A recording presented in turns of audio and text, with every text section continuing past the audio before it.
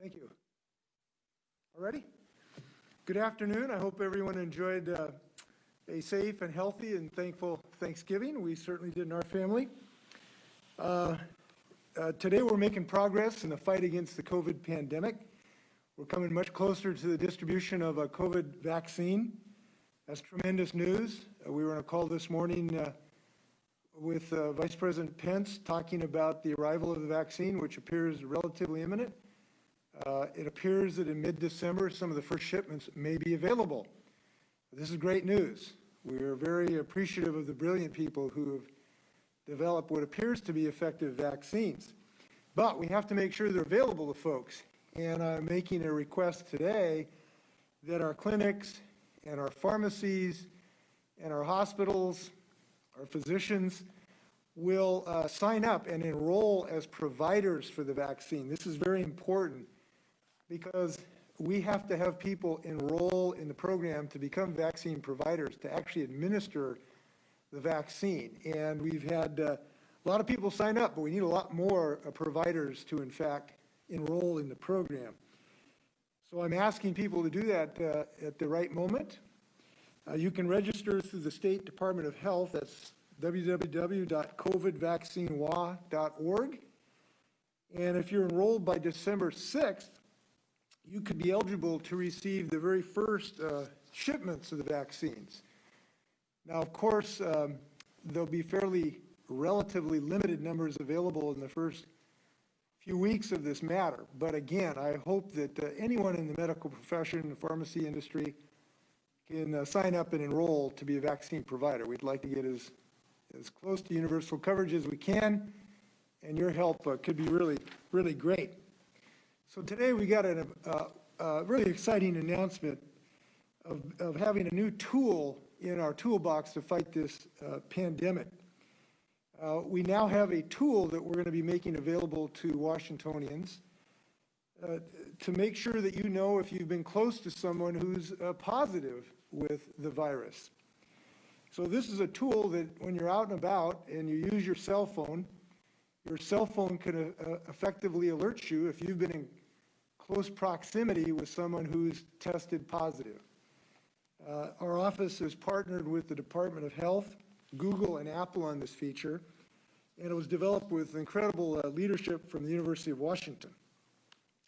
This feature, we're calling it WA Notify, and it's particularly innovative because it will alert people without ever having to share personal information, and this is the beauty of it. This is a program that will alert you if you've come in close proximity to somebody who's positive without ever having to share your personal private information. Phones with WA Notify share a random code using Bluetooth technology, making it possible to alert people without sharing personal information. And it doesn't even need to know where you are for the system to work. So I'll talk a little bit in more detail about this, but I think it's important maybe at the beginning to talk about what this program does not do, because it's important for people to have confidence in this system. First off, this system does not store any personal information. Second, it does not share any personal information. Third, it does not track your location. It doesn't know where you are. It won't store that information. It does not track which WA Notify users are notified if you test positive. And last, it doesn't provide any personal information to developers or to the Department of Health. So let's just talk about how this works. Let's say you're out in public and you spent time near someone who at some point is positive for the virus. When two people using WA Notify are near each other, their phones exchange random codes using Bluetooth technology. That means this is anonymous, and it does not involve location tracking. If one of those people later tests positive for COVID-19 and they enter a verification code from public health officers into WA Notify, anyone with WA Notify who was near that person during their infectious period will get a notification they may have exposed to COVID-19.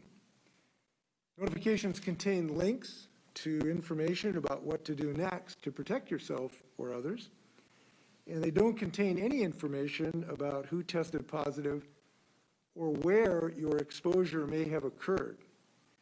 This allows more people to get the testing and care they need quickly.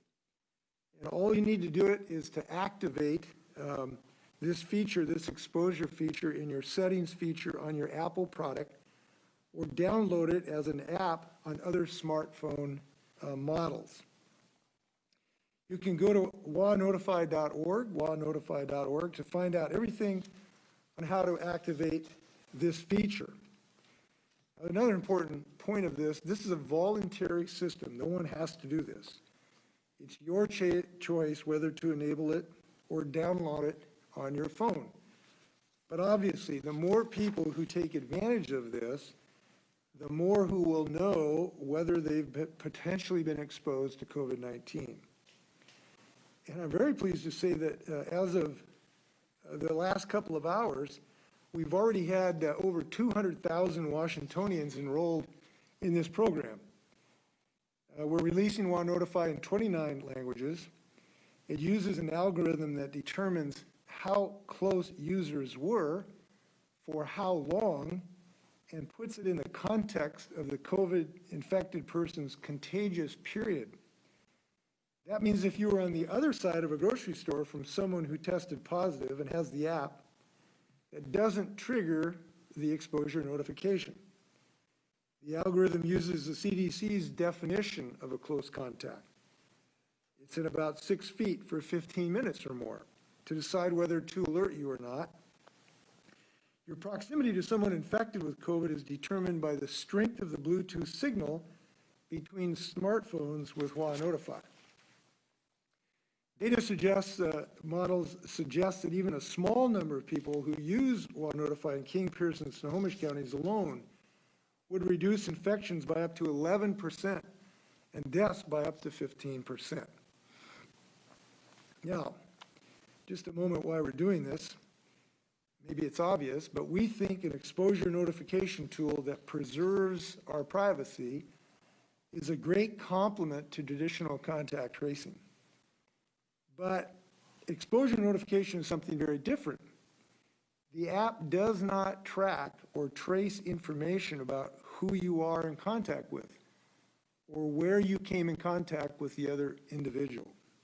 That information remains anonymous. The state chose to pursue this technology after we convened an oversight group of security and civil liberties experts and community members to review the program with Apple and Google. Other states have already seen decent participation, including Colorado, Maryland, Connecticut, and the District of Columbia. Now, it's also important to understand this is not a fail-safe for whether or not you've been exposed to COVID-19. But WaNotify is one more tool for awareness and care that we did not have before in our fight against this virus. This seems to be a very elegant and important tool in a fight against a potentially fatal disease. We recommend it. We're very happy people are already responding well to it. And we're going to look forward to more having access to this feature. Now, this was, WaNotify was created in part from help from the University of Washington. And to talk more about this and why students should take advantage of this app, we're joined by University President Anne-Marie Casse. Madam President.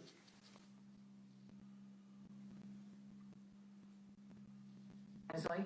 We're really proud to have been part of the development of the statewide program.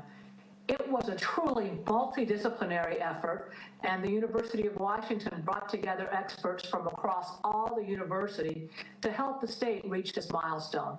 We had people from the School of Public Health, from medicine, from nursing, and from the Brodmann Beatty Institute playing key roles, as well as researchers in UW's Paul G. Allen School of Computer Science and Engineering, who did the early development work on what has now become the statewide platform.